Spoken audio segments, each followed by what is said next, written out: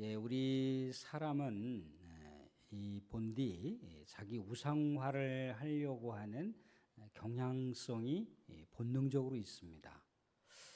자기를 다른 사람보다 나은 존재로, 자기를 다른 사람보다 우등한 존재로 이렇게 높이려고 하는 그런 경향성이 끊임없이 내재되어 있다는 거예요.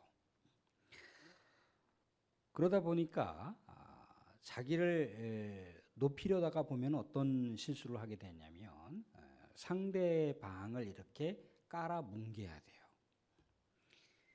그러니까 나도 높이고 상대방도 높이고 서로 이렇게 윈윈하는 그런 모습으로 그렇게 인격체가 참 올바르게 이루어지면 좋겠으나 나를 오히려 높이면서 상대방은 그렇지 못했다라고 하는 것을 오히려 이렇게 증명해 가려고 하는 그런 우와 실수를 우리가 범할 때가 있다는 거예요.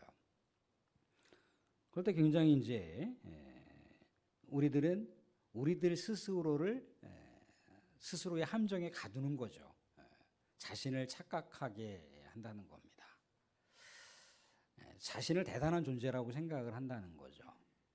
그런데요, 오늘 경배와 찬양 가운데도 은혜라고 하는 찬양을 우리가 같이 이렇게 함께 은혜롭게 불렀지만 우리가 존재하는 것, 우리가 살아가는 것, 우리 하나님의 은혜잖아요. 그죠? 우리 하나님의 은혜 때문입니다라고 하는 것을 또 겸손하게 우리의 삶을 이렇게 가지런하게 정돈하면서 다시 그것이 하나님의 은혜입니다라고 하는 것으로 그렇게 마침표를 찍어야 돼요. 그렇지 않으면 끊임없이 우리는 그것을 좀 심리학적인 표현으로 나르시즘이라고 하는데 상대방보다 내가 훨씬 나은 존재야 라고 하면서 상대방을 짓밟고 일어나려고 하는 그런 모습들이 끊임없이 있다는 거예요. 우리는 하나님 앞에 겸손할 수밖에 없는 존재입니다. 우리는 너나 나나 할 것 없이 아무리 잘나도 우리는 하나님의 피조물이에요. 아무리 못나도 또 하나님의 피조물이란 말이죠. 그죠? 아무리 못나도 하나님의 사랑받는 자녀들이고 아무리 잘나도 하나님의 사랑받는 자녀들이에요. 10손가락 깨물어 안 아픈 손가락 없다고 조금 더 세상 가운데 뛰어난 자녀들이 있을 수 있어요. 그죠? 탁월한 자녀들이 있을 수 있죠. 그죠? 또 세상 가운데 조금 뒤처지는 자녀들이 있을 수도 있어요. 그런데 세상에 잘 나가고 똑똑하고 뭔가 자기 달란트를 마음껏 발산하는 자식만 자식이고 뭔가 조금 부족하고 뭔가 조금 늘어지잖아 부모가 챙겨야 되고 그런 자녀는 자녀가 아닌가요? 그렇지 않죠. 하나님의 눈으로 볼 때는 똑같은 자녀들이에요. 사랑스러운 자녀란 말이죠. 그렇기 때문에 우리는 늘 언제나 하나님 앞에서 우리를 굳이 내세울 필요가 없습니다. 하나님 앞에서 우리를 굳이 우상화할 필요가 없는 거죠. 우리 보면은 그 팬덤이라고 해서 인기 연예인들 보세요. 인기 연예인들. 한 몸에 그냥 스포트라이트를 받아서 갑자기 인기를 받는 연예인들은 어떤 특정한 어떤 그 역할, 어떤 무대에서 주어져 있는 자기 역할이 있잖아요. 그죠? 그 역할을 아주 훌륭하게 수행을 합니다. 그죠? 그럼 많은 사람들이 그렇게 연기를 이렇게 잘하냐. 그래서 인기 연예인상도 주기도 하고 대상 주기도 하고 금상 주기도 하고 여우주연상, 나무주연상 주기도 하잖아요. 그죠?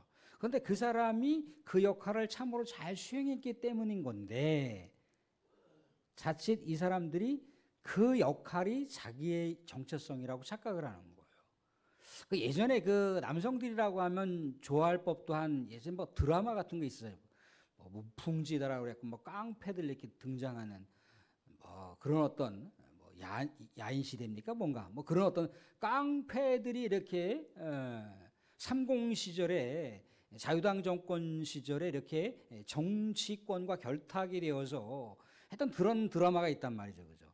근데 거기에 이제 깡패들을 굉장히 이렇게 뭐랄까 아주 아름답게 이렇게 포장을 해놨어요. 그죠? 근데 그 깡패 역할을 했던 이 연예인들이 인기를 이제 한 몸에 받으면서 어때요? 자기가 김두한인 것 마냥, 자기가 이정재인 것 마냥, 자기가 누구누구인 것 마냥 착각을 했단 말이죠. 그죠? 그래서 어디 포장마차에 가서 많은 연예인들이니까 사인 한번 받으려고 시민들이 아우 누구 아니시냐 그러면 사인 받으려고 했는데 아니 뭐 내가 누군 줄 알고 사인을 마음대로 받아 그러면서 자기가 뭐 마치 뭐 깡패 두목이로 된 것 마냥 그 시민들 선량한 시민들을 막 후드러 패는 거예요. 나중에 이제 알고 보니까 나르시즘에 빠진 거야. 자기가 그런 존재인 줄 알고. 달이라고 하는 게 진짜 그 본체가 발산하는 게 아니라 늘 언제나 태양빛을 반사하면서 비춰주는 거잖아요. 그죠? 근데 달이라고 하는 게 아무리 우쭐대봐야 태양에서 발산하는 빛을 반사해서 비출 뿐이란 말이죠. 그죠? 근데 자기의 그런 어떤 겸손한 정체성을 잃어버리게 되면 마치 달이 내가 이렇게 빛을 발산해서 이렇게 화려한 그런 존재야라고 스스로를 그렇게 하는 경향성이 있다는 거죠. 사랑하는데 우리가 세상 가운데 사이비 교주들이 있습니다. 이단 교주들이 있어요. 그렇죠? 그런 사람들이 처음에는 하나님의 은혜 얘기하고 예수 그리스도의 십자가 얘기하고 그래요. 근데 어느 정도 푹 빠져들기 시작을 하면은 어느 때부터인가 어떻습니까? 자기가 구세주라는 거예요. 자기가 메시아라는 거예요. 자기가 하나님하고 늘 언제나 직통계시를 받아서 전하는 사람이라는 거예요. 근데 항상 그런 정체성을 자기가 갖고 있는 거예요. 그도 동일하게 사람인데 물론 하나님께서 그분들에게 조금 더 독특한 은사를 주실 수 있어요. 독특한 달란트를 주실 수도 있어요. 그렇게 해서 교회 공동체를 유익하게 하고 교인들을 또 하나님께로 잘 인도하라고 하는 그런 우리 하나님의 통로 역할을 할 수 있도록 하나님께서 그런 은혜를 주시거나 은사를 주시거나 달란트를 주실 수 있다 이거예요. 근데 마치 본인들이 그러한 능력을 실제로 발산하는 것 마냥 착각을 하면서 살아가더라는 거죠. 그 사람들은 세상 가운데 하나님 부르심을 안 받습니까? 영원토록 생로병사 뭐 그런 프로그램도 있는데 무병장수하나요? 그렇지 않다는 거죠. 그죠? 오늘 이야기는 늘 언제나 우리는 하나님 앞에 겸손해야 된다는 겁니다. 하나님을 언제나 앞세워야 돼요. 하나님의 은혜입니다라고 말은 그냥 그렇게 구실 좋게 해놓고 뒤에서는 하나님의 은혜는 무슨 하나님의 은혜? 내가 열심히 해서 그런 거지. 내가 잘해서 그런 거지. 그렇게 이중 플레이를 하시면 안 된다는 거예요. 오늘 말씀 가운데 보게 되는 바나바와 바울도 그렇습니다. 보니까 루스드라에 태어날 때부터 선천적인 신체 장애를 갖고 있었던 사람이 있었어요. 지난번에도 우리가 잠시 나눠보면 복음의 역사와 이 사랑의 역사는 늘 언제나 양바퀴에 수레바퀴가 같이 작동을 해야 된다라고 말씀드렸습니다. 늘 언제나 우리는 그렇다는 거예요. 이렇게 사도 바울과 바나바가 복음을 전하면서 정말 복음이 필요한 것은 영적인 회복이잖아요. 그죠? 그렇지만 또 영적인 회복도 있지만 육신적인 고통 가운데 처절하게 살아가는 그 영혼에 대해서 결코 잊지 않았다는 거죠. 그 영혼들을 지나치지 않았다는 거예요. 그래서 신체 장애자를 예수님의 놀라운 그 은혜와 성령의 강권적인 그 능력을 통해서 이분은 예수 그리스도를 영접하겠구나. 이분은 분명히 믿음이 있는 것 같아서 치유가 되겠구나라고 해서 이 영혼을 온전케 했습니다. 그래서 육신적인 온전한 회복이 이루어졌죠. 그죠? 육신적인 회복이 이루어졌다는 건 전인적인 회복이 이루어졌다는 거예요. 그가 그동안 알아왔던 고통, 정신적이며 육체적이며 영적인 모든 고통들이 한꺼번에 다 치유가 된 거예요. 이게 예수님께서 말하자는 전인적인 치유를 얘기합니다. 테라피오니라도 전인적인 치유를 얘기하는 거예요. 그런데 이 루스드라에 있던 사람들이 갑자기 이제 자신들이 그동안 알고 그동안 수많은 전통 가운데 있었던 신화의 세계를 떠올린 거예요. 제우스 신을 떠올려 봤어요. 그리고 제우스 신의 메시지를 전달하는 전령, 오늘 보면은 헤르메스라고 나와 있는데 그 신화의 세계 가운데 그 신들을 떠올려 본 거예요. 그래서 바나바와 바울이 혹여라도 그런 신들이 아닐까 그러면서 제사상까지 차려가면서 제사를 드리려고 했단 말이죠. 그죠? 그런데 바나바와 바울이 뭐라고 얘기하는 거예요? 오늘 말씀 가운데 보시면 이런 얘기를 볼 수가 있습니다.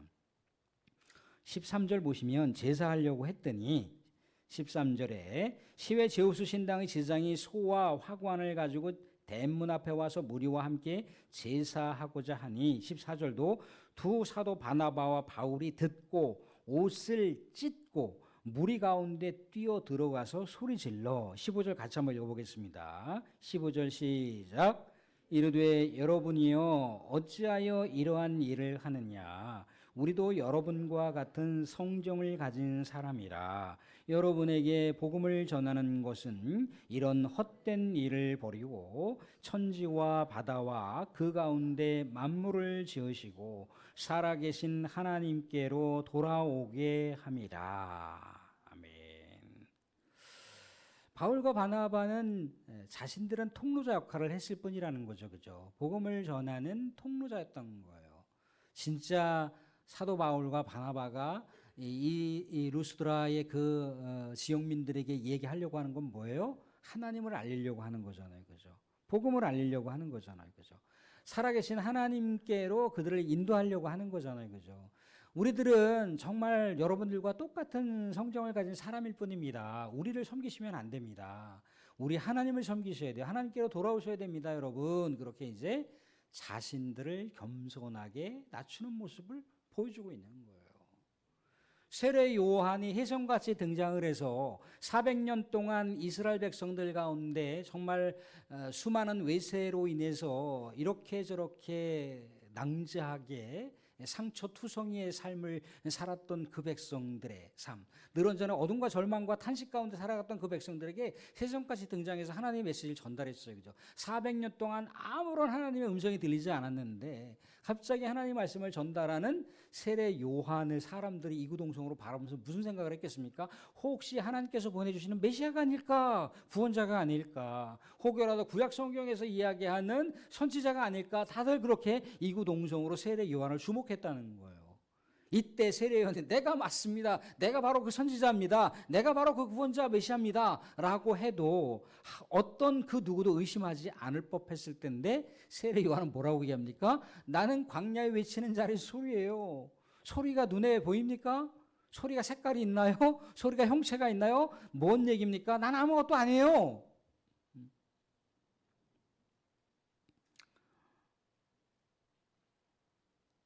그런 것을 통해서 진짜 복음이 역사하는 거예요. 진짜 복음이 역사하는 거예요. 진짜 복음이.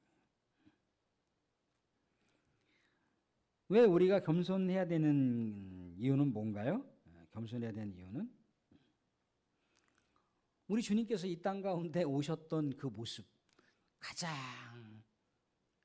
낮은 모습으로 오셨잖아요. 그죠? 죽음도 가장 세상에서 가장 혐오스럽다라고 하는 가장 끔찍한 최고의 형벌 십자가에서 반역죄로 처형을 당했어요. 이 땅 가운데 태어날 방도 없어서 말구 위에서 예수님께서 태어나셨잖아요. 그죠? 가장 이 세상 가운데 그 신분 지위가 가장 낮다 할지라도 그들과 눈을 맞출 수 있는 그 영혼들을 품으시기 위해서 그런 낮은 모습으로 오셨어요. 그죠? 겸손하게 오셨어요. 그죠? 세상 가운데서도 마지막 공생의 사역을 다 마치실 때도 세상에 존경받는 그런 죽음으로 죽은 게 아니에요. 예수님께서 하나님의 나라를 설파하다가 정말 종교적인 어떤 처형법에 따라서 위대한 위인이 죽었다라고 하는 그런 모습으로 나아가야 되는데 유대인들은 다 뭐라고 얘기해? 야, 저 저거 나무에 매달려 죽은 거는 하나님의 저주받아 죽음이니까 저거 하나님께 심판받은 죽음이야. 저 따위가 무슨 메시아라고, 저 따위가 무슨 구원자라고 그렇게 많은 사람들의 손가락질과 모욕을 받으면서 그렇게 십자가에서 마지막 처형길을 가셨어요. 예수님은 이 세상까지 오실 때 뭐라고 했습니까? 내가 이 세상에 온 것은 섬김을 받으러 온 것이 아니라 되려 섬기려 하고 많은 사람을 자기의 대속물로 살리려고 왔다라고 얘기하셨어요. 예수님은 늘 언제나 예수님의 공생의 사역을 이렇게 보세요. 늘 끊임없이 하나님 아버지를 높였습니다. 하나님 아버지의 명령 앞에 말씀을 청정하려고 늘 언제나 자신의 삶을 비워뒀죠. 자신의 마음을 비워뒀어요. 하나님을 채우기 위해서. 하나님을 채우기 위해서.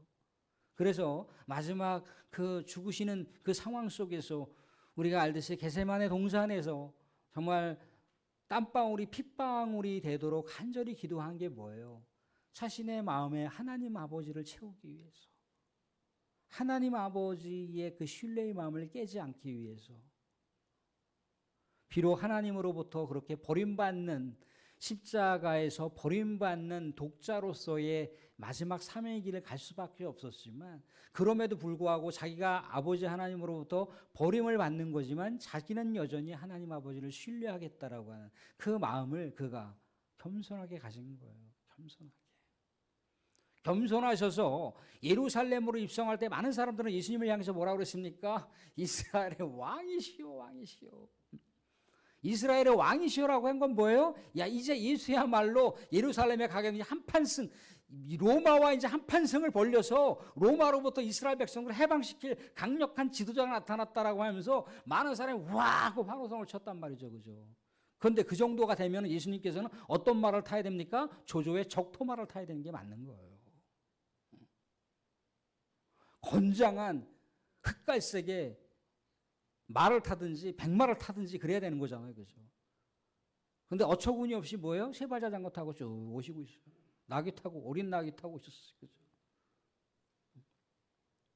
예수님의 삶이 그렇다는 겁니다. 그런데 사랑하는 사람들, 예수님이 이 세상 가운데 아무리 낮고 겸손하게 그렇게 생애를 우리를 높여주시기 위해서 우리를 영원토록 사랑하시기 위해서 그런 삶을 사셨어도 하나님께서 예수님을 이 세상 가운데 비천한 존재로 낮추셨던가요? 아니죠. 세상이 그 어떤 존재보다도 가장 뛰어난 존재로 예수님을 세우셨어요. 세례 요한도 참수형 당했잖아요. 그죠? 왕이시여. 동생의 제수 씨를 자기 아내로 맞이한다는 게 이게 혈통적으로나 가정적으로나 이게 말이 됩니까? 어서 이따위가 그러면서 참수형으로 쳤단 말이죠. 그죠? 개죽음 당한 거예요. 그런데 예수님 또한 역시 마찬가지로 세례 요한을 뭐라고 그랬어요? 여자가 낳은 자 중에 가장 뛰어난 자라고 그랬지 않습니까? 그렇게 30살에 개죽음 당했음에도 불구하고 바울은 뭐라고 그랬어요? 자기의 갈 길을 다 마쳤다라고 그랬어요. 자기의 사명을 끝까지 완수했다라고 얘기를 하고 있단 말이죠. 그죠? 그러니까 우리가 바라보는 세상의 관점과 하나님이 바라보는 그런 관점은 다르다는 거예요.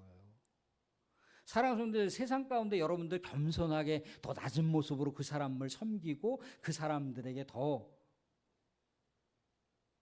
그렇게 세상 사람이 하지 못하는 걸 한다고 생각해 보세요.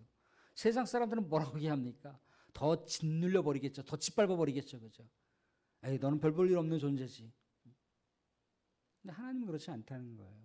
세상은 그렇다 할지, 세상은 여러분들이 그런 모습으로 살아가서 버린다고 할 수 있습니다. 여러분들 별 볼 일 없는 존재라고 그렇게 깔아뭉갤 수도 있어요. 그런데 하나님은 아니시다는데요. 하나님이 아니시면 아닌 거잖아요. 그죠? 하나님이 여러분들 높이시고자 하면 높이는 거잖아요. 그죠? 사람들 시편에서도 그러잖아요. 그죠? 하나님 앞에 겸손한 자는 하나님께서 세우신다고 얘기합니다. 그죠? 세우신다고 얘기를 해요. 사랑하는 사람들, 우리가 이 세상 가운데 겸손하다는 건 뭐겠습니까? 아, 저 사람도 나하고 똑같이 하나님의 사랑을 받는 자야. 아, 저 장로님도, 아, 저 집사님도, 저 권사님도, 아, 저 목사님도, 아, 하나님의 사랑을 받는 분이야. 이런저런 약점들이 있고 이런저런 어쩜 투성이가 있을 수 있어요. 그죠? 그렇지만 하나님의 사랑받는 자녀라고 하는 변함없는 불변의 진리가 그 안에 내포되어 있으면 우리는 의당 하나님께서 그분을 사랑하신다는데 내가 그 사람을 왜 흠집을 낼 이유가 뭐가 있습니까? 사랑하는 분들, 또 우리가 한 주간 살면서 나 스스로에게는 또 겸손하고 상대방이 또 어떻습니까? 상대방을 또 높여주세요. 상대방을 사랑해주세요. 그러면 우리 주님이 나를 사랑해 주시잖아요. 우리 주님이 나를 높여주시잖아요. 또 한 주간 우리가 정말 고단한 우리의 인생의 여정길, 정말 전쟁을 방불케 하는 이 험악한 이 거친 세상의 세파를 우리가 살아가지만 우리는 여전히 우리 주님의 말씀을 붙들고 겸손하게 살아가야 할 사명이 있습니다. 이 사명은 여러분들에게 주시는 우리 주님의 놀라운 하늘의 신비로운 세계의 사명입니다. 여러분도 쉽지 않지만 이 영적 전투의 한 주간의 삶에서 정말 주님을 높여드리고 더 겸손하게 낮아져서 주님께 나아가는 복된 성도의 한 주간의 삶이 되실 수 있기를 주님의 이름으로 축원드립니다. 아멘.